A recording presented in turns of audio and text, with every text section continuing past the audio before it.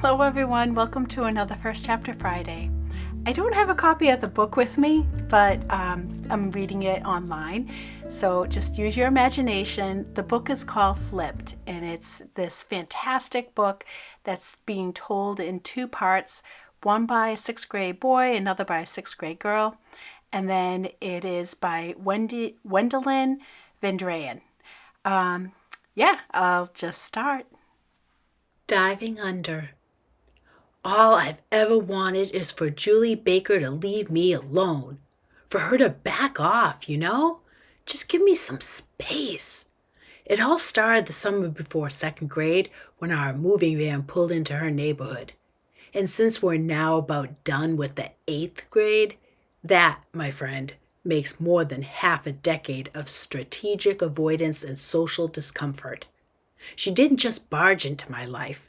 She barged and shoved and wedged her way into my life. Did we invite her to get into our moving van and to start climbing all over boxes? No! But that's exactly what she did, taking over and showing off like only Julie Baker can.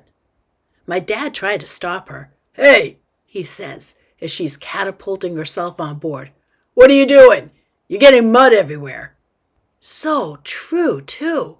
Her shoes were like caked with the stuff. She didn't hop out, though. Instead, she planted her rear end on the floor and started pushing a big box with her feet. "Don't you want some help?" She glanced my way. "It sure looks like you need it." I didn't like the implication. And even though my dad had been tossing me the same sort of look all week, I could tell he didn't like this girl either. "Hey, don't do that," he warned her. "There's some really valuable things in that box." "Oh, well, how about this one?" She scoots over to a box labeled Lennox and looks my way again. "We should push it together." "No, no, no," my dad says, and he pulls her up by the arm. "Why don't you run along home? Your mother's probably wondering where you are." This was the beginning of my soon-to-become acute awareness that girl cannot take a hint of any kind. Does she zip on home like a kid should when they've been invited to leave? No. She says, "Oh, my mom knows where I am. She said it was fine." Then she points across the street and says, "We just live over there." My father looks to where she's pointing and he mutters, "Oh boy," and then he looks at me and he winks as he says, "Bryce, isn't it time for you to go inside and help your mother?" I knew right off that this was a ditch play, and I didn't think about it until later, but ditch wasn't a play I'd run with my dad before. Face it, pulling a ditch is not something discussed with dads. It's like against parental law to tell your kid it's okay to ditch someone, no matter how annoying or muddy they might be. But there he was, putting the play in motion, and man, he didn't have to wink twice.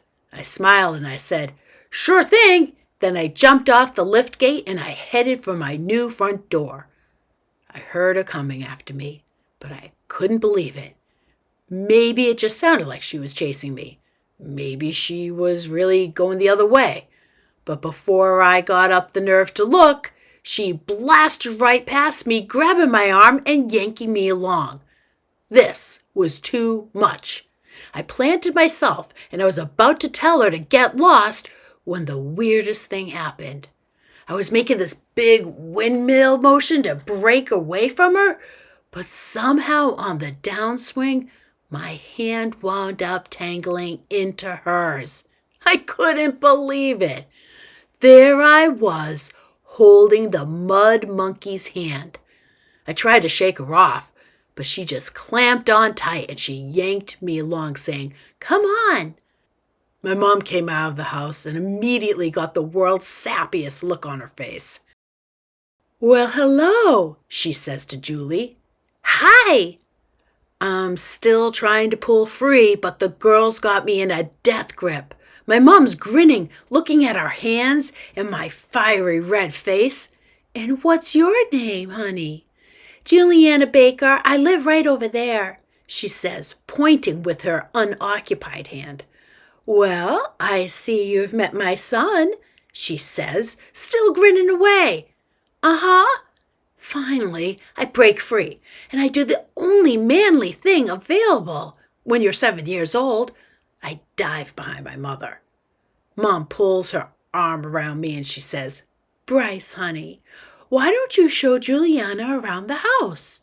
I flash her help and warning signals with every part of my body, but she's not receiving.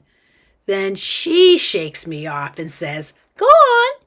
Julie would have tramped right in if my mother hadn't noticed her shoes and told her to take them off. And then after those were off, my mom told her that her dirty socks had to go too. Julie wasn't embarrassed, not a bit. She just peeled them off and left them in a crusty heap on our porch. I didn't exactly give her a tour. I locked myself in the bathroom instead. And after about 10 minutes of yelling back at her that no, I wasn't coming out anytime soon, things got quiet in the hall. Another 10 minutes went by before I got the nerve to peek out the door. No Julie. I snuck out and I looked around, and yes, she was gone. Not a very sophisticated ditch, but hey, I was only 7. My troubles were far from over, though. Every day she came back, over and over again. "Can Bryce play?" I could hear her asking for my hiding place behind the couch. "Is he ready yet?" One time she even cut across the yard and looked through my window. I spotted her in the nick of time and I dove under my bed. But man, that right there tells you something about Julie Baker. She's got no concept of personal space, no respect for privacy. The world is her playground, and watch out below, Julie's on the slide. Lucky for me, my dad was willing to run block. And he did it, over and over again. He told her I was busy or sleeping or just plain gone. He was a lifesaver. My sister, on the other hand, tried to sabotage me any chance she got. Lynette is like that. She's 4 years older than me, and buddy, I have learned from watching her how not to run your life. She's got antagonize written all over her. Just look at her. Not cross-eyed or with your tongue sticking out or anything. Just look at her. And you've started an argument. I used to knock down, drag out with her, but it's just not worth it. Girls don't fight fair. They pull your hair and they gouge you and pinch you, and then they run off gasping to mommy when you try to defend yourself with a fist. Then you get locked into timeout, and for what? No, my friend, the secret is don't snap at the bait. Let it dangle. Swim around it. Laugh it off. After a while, they'll give up and try to lure someone else. At least, that's the way it is with Lynetta. And the bonus of having her as a pain-in-the-rear sister was figuring out that this method works on everyone. Teachers, jerks at school, even mom and dad. Seriously, there is no winning arguments with your parents, so why get all pumped up over them? It's way better to dive down and get out of the way than it is to get clobbered by some parental tide wave.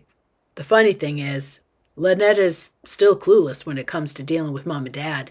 She goes straight into thrash mode and is too busy drowning in the arguments to take a deep breath and dive for calmer water. And she thinks I'm stupid. Anyway, true to form, Lynetta tried to bait me with Julie those first few days.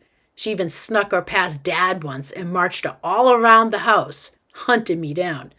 I wedged myself up on the top shelf of my closet, and lucky for me, neither of them looked up. A few minutes later, I heard Dad yell at Julie to get off the antique furniture. And once again, she got booted. I don't think I went outside that whole first week. I helped unpack stuff and watch TV and just kind of hung around while my mom and dad arranged and rearranged the furniture, debating whether Empire settees and French Rococo tables should even be put in the same room. So believe me, I was dying to go outside. But every time I checked through the window, I could see Julie showing off in her yard. She'd be heading a soccer ball or doing high kicks with it or dribbling it up and down the driveway. When she wasn't busy showing off, she'd just sit on the curb with the ball between her feet and staring at our house. My mom didn't understand why it was so awful that cute little girl had held my hand. She thought I should make friends with her. I thought you liked soccer, honey. Why don't you go out there and kick that ball around? Because I didn't want to be kicked around. That's why.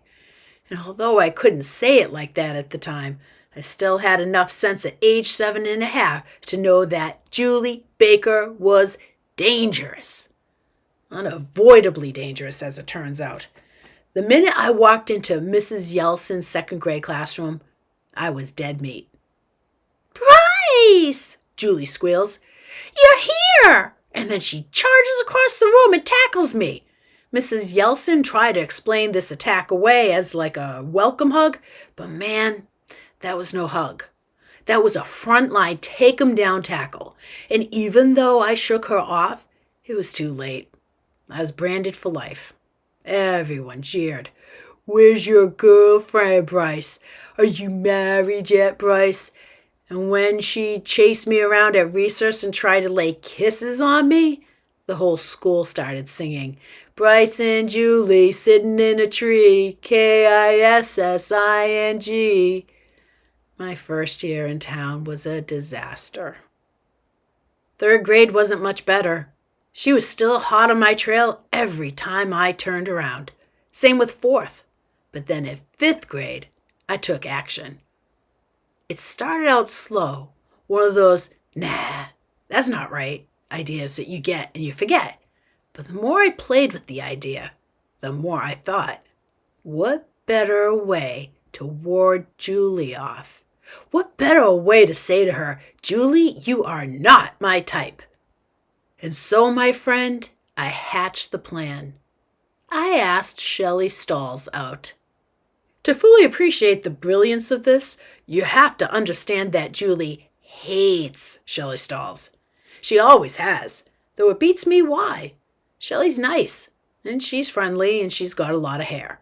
What's not to like?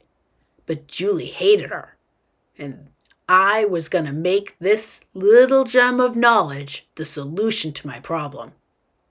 What I was thinking was that Shelley would eat lunch at our table and maybe walk around a little with me. That way, anytime Julie was around, all I'd have to do was hang a little closer to Shelley and things would just naturally take care of themselves. What happened, though, is that Shelley took things way too seriously. She went around telling everyone, including Julie, that we were in love. In no time, Julie and Shelley got into some kind of catfight. And while Shelley was recovering from that, my supposed friend Garrett, who had been totally behind this plan, told her what I was up to. He always denied it, but I've since learned that his code of honor is easily corrupted by weepy females. That afternoon, the principal had tried cross-examining me, but I wouldn't cop to anything. I kept on telling her that I was sorry and I really didn't understand what was happening, and finally she just let me go. Shelley cried for days and followed me around school sniffling and making me feel like a real jerk, which was even worse than having Julie as a shadow. Everything blew over, though, at the 1-week mark, when Shelley officially dumped me and started going out with Kyle Larson. Then Julie started up with the whole goo-goo eyes again, and I was back to square one. Now in 6th grade, things changed, though whether they improved is hard to say. I don't remember Julie actually chasing me in 6th grade, but I do remember her sniffing me. Yes, my friends, I said sniffing. And you can blame that on our teacher, Mr. Mertens. He stuck Julie to me like glue. Mr. Mertens has got some kind of doctorate in seating arrangements or something because he analyzed and scrutinized and practically baptized the seats that we had to sit in. And of course he decided to seat Julie right next to me. Julie Baker is the kind of annoying person who makes a point of letting you know she's smart. Her hand's the first one up. Her answers are usually complete dissertations. Her projects are always turned in early and used as weapons against the rest of the class. Teachers always have to hold her project up and say, "This is what I'm looking for, class. This is an example of an A+ work." And all the extra credit she does to already perfect scores, and I swear she's never gotten less than 120% in any subject. But after Mr. Mertens stuck Julie right next to me, her annoying knowledge of all subjects far and wide came in handy. See, suddenly Julie's perfect answers, written in perfect cursive, were right across the aisle, just an eye shot away. You wouldn't believe the number of answers I snagged from her. I started getting A's and B's on everything. It was great. But then Mr. Mertens pulled the shift. He had some new idea for optimizing positional latitude and longitude, and when the dust finally settled, I was sitting right in front of Julie Baker. This is where the sniffing comes in. That maniac started leaning forward and sniffing my hair. She'd edge her nose practically up to my scalp and sniff, sniff, sniff. I tried elbowing and back kicking. I tried scooting my chair forward or putting my backpack between me and the seat. Nothing helped. She'd just scoot up too or lean over a little farther and sniff, sniff, sniff. I finally asked Mr. Mertens to move me, but he wouldn't do it. Something about not wanting to disturb the delicate balance of educational energies. Whatever.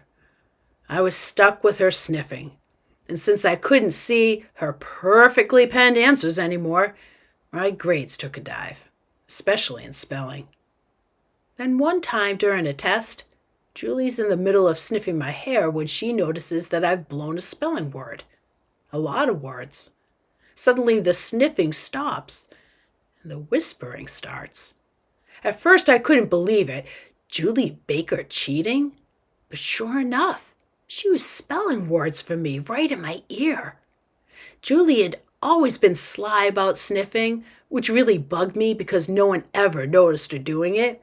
But she was just as sly about giving me answers, which was okay by me.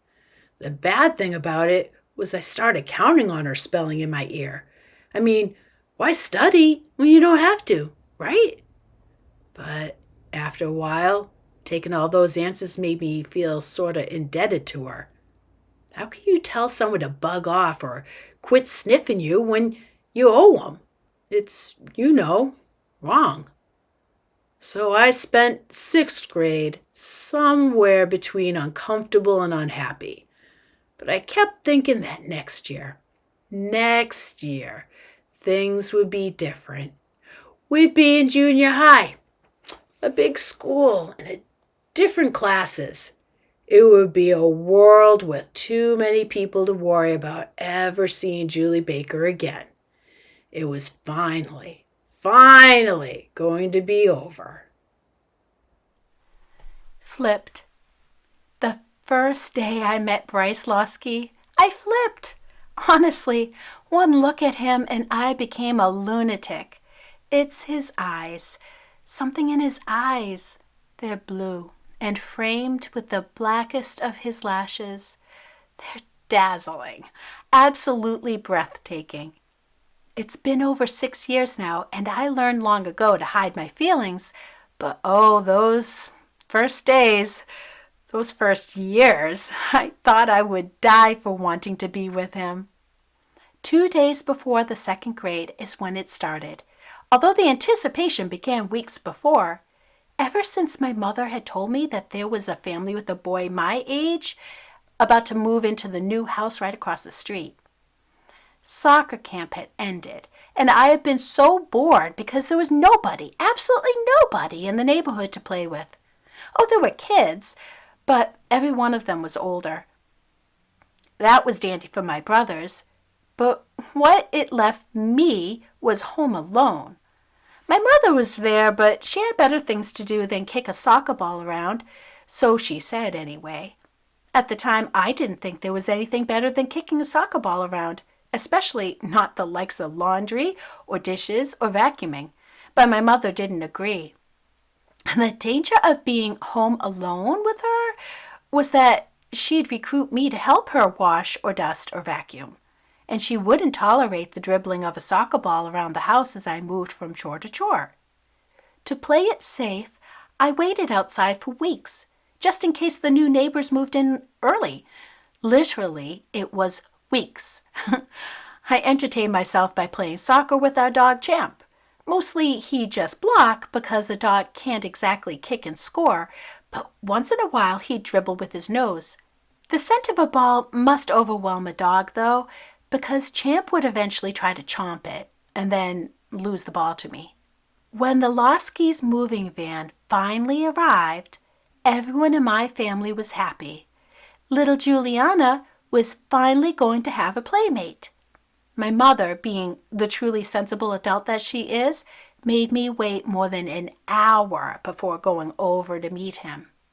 "Give them a chance to stretch their legs, Juliana," she said. "They'll want to have some time to adjust." She wouldn't even let me watch from the yard. "I know you, sweetheart. Somehow that ball will just wind up in their yard, and you'll just have to go and retrieve it." So I watched from the window, and every few minutes I'd ask, "Now?" And she'd say, "Give them a little while longer, would you?" Then the phone rang, and the minute I was sure she was good and preoccupied, I tugged on her sleeve, and I said, "Now?" And she nodded, and she whispered, "Okay, but take it easy. I'll be over in a minute." I was too excited not to charge across the street, but I did try very hard to be civilized once I got to the moving van. I stood outside looking in for a record-breaking length of time, which was hard because there he was, about halfway back, my new sure-to-be best friend, Bryce Losky. Bryce wasn't really doing much of anything. He was more hanging back, watching his father move boxes onto the lift gate. I remember feeling sorry for Mr. Losky because he looked really worn out, moving boxes all by himself. I also remember that he and Bryce were wearing matching turquoise polo shirts, which I thought was really cute, really nice. When I couldn't stand it any longer, I called, "Hi!" into the van, which made Bryce jump, and then, quick as a cricket, he started pushing a box like he had been working all along. I could tell from the way Bryce was acting so guilty that he was supposed to be moving boxes, but he was sick of it. He'd probably been moving things for days. It was easy to see that he needed a rest. He needed some juice, something.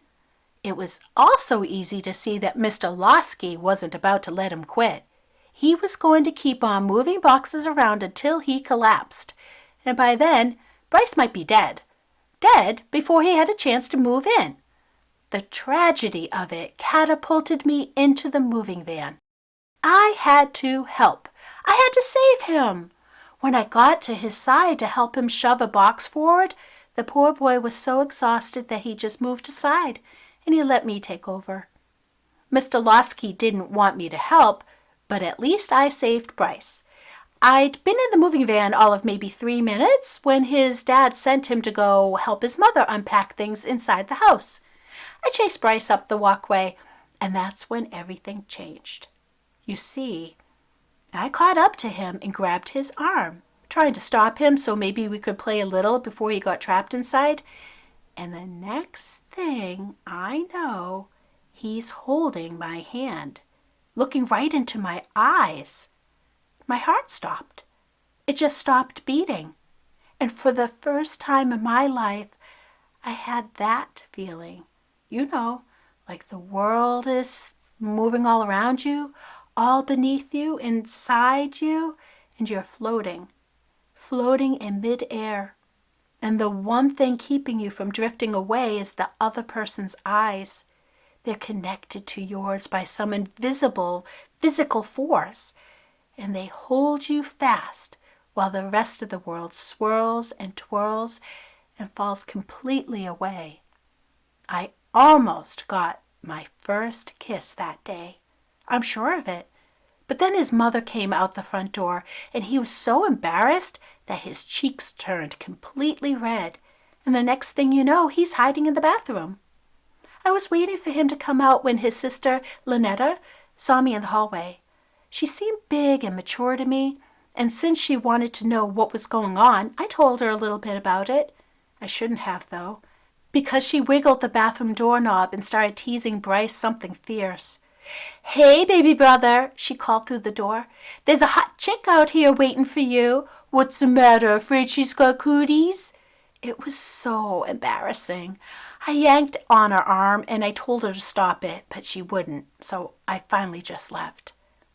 I found my mother outside talking to Mrs. Losky. Mom had given her the beautiful lemon bundt cake that was supposed to be our dessert that night. The powdered sugar looked soft and white, and the cake was still warm, sending sweet lemon smells into the air. My mouth was watering just looking at it. But it was in Mrs. Losky's hands, and I knew there was no getting it back. All I could do was try to eat up the smells while I listened to the two of them discuss grocery stores and the weather forecast. After that, Mom and I went home. It was very strange. I hadn't gotten to play with Bryce at all. All I knew was that his eyes were a dizzying blue and that he had a sister who could not be trusted, and that he almost kissed me. I fell asleep that night thinking about the kiss that might have been. What did a kiss feel like anyway? Somehow I knew it wouldn't be like the one I got from Mom or Dad at bedtime. The same species maybe, but a radically different beast to be sure. Like a wolf and a whippet. Only science would put them on the same tree. Looking back on the second grade, I like to think it was at least partly scientific curiosity that made me chase after that kiss. But to be honest, it was probably more those blue eyes. All through the second and third grades, I couldn't seem to stop myself from following him, from sitting by him, from just wanting to be near him. By the fourth grade, I'd learned to control myself. The sight of him, the thought of him, still set my heart humming, but my legs didn't actually chase after him anymore. I just watched and thought and dreamed. Then in the fifth grade, Shelley Stalls came into the picture. Shelley Stalls is a ninny, a whiny, gossipy, backstabbing ninny who says one thing to one person and the opposite to another. Now that we were in junior high, she is the undisputed diva of drama. But even back in elementary school, she knew how to put on a performance, especially when it came to PE. I never once saw her run laps or do calisthenics. Instead, she would go into her delicate act, claiming her body would absolutely collapse from the strain if she ran or jumped or stretched. It worked. Every year.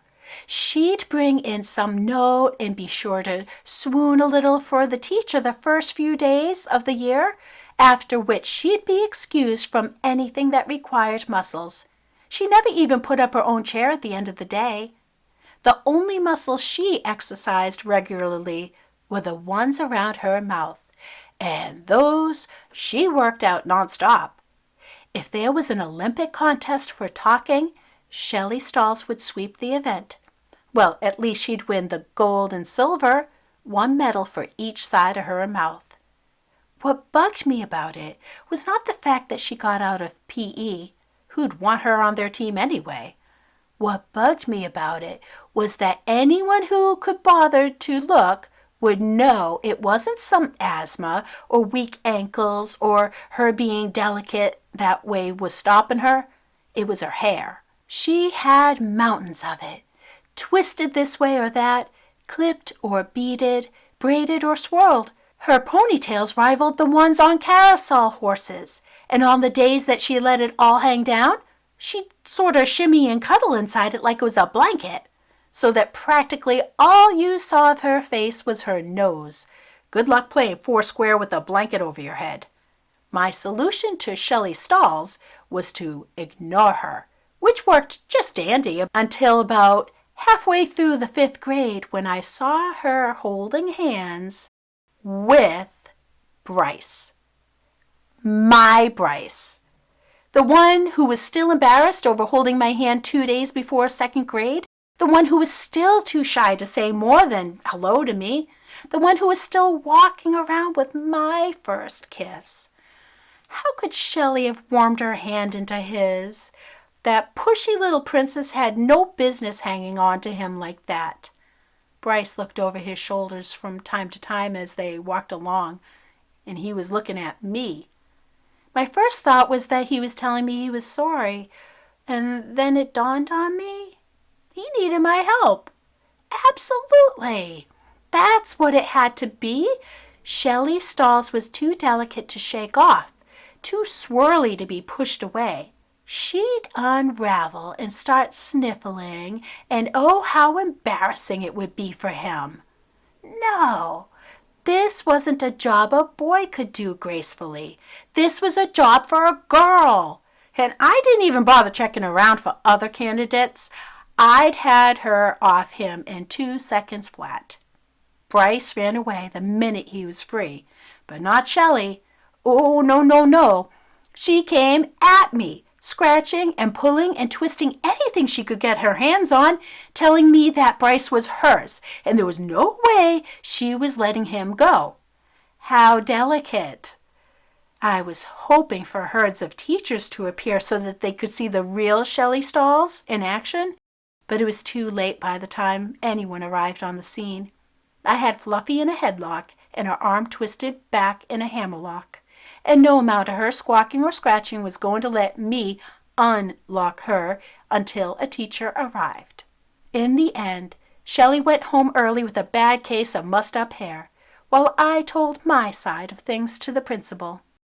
Mrs. Schultz is a sturdy lady who probably secretly appreciates the value of a swift kick well placed, and although she told me that it would be better if I let other people work out their own dilemmas, she definitely understood about Shelley Stalls and her hair, and told me she was glad that I'd had the self-control to do nothing more than restrain her. Shelley was back the next day with her head full of braids, and of course she got everyone whispering about me, but I just ignored them. The facts spoke for themselves. Bryce didn't go anywhere near her for the rest of the year. That's not to say that Bryce held my hand after that, but he did start being a little friendlier to me, especially in 6th grade, after Mr. Merton sat us right next to each other and the 3rd row back. Sitting next to Bryce was nice. He was nice. He'd say, "Hi, Julie," to me every morning, and once in a while I'd catch him looking my way. He'd always blush and go back to his own work, and I couldn't help but smile. He was so shy and cute. We talked to each other more, too, especially after Mr. Mertens moved me behind him.